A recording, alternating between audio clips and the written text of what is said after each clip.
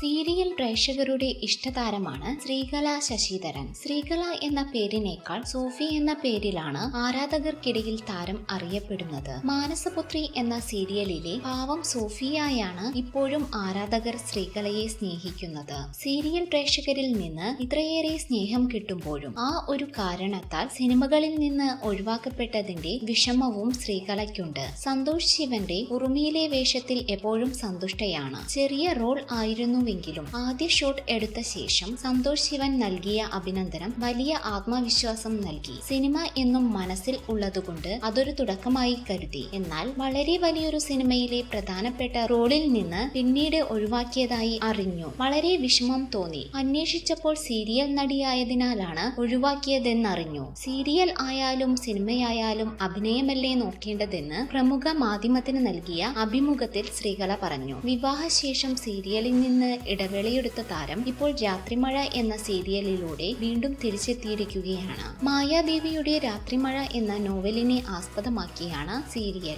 കൂടുതൽ സിനിമാ വാർത്തകൾക്കും വിശേഷങ്ങൾക്കും ഇപ്പോൾ തന്നെ സബ്സ്ക്രൈബ് ചെയ്യൂ മലയാളം ക്രിയേഷൻസ്.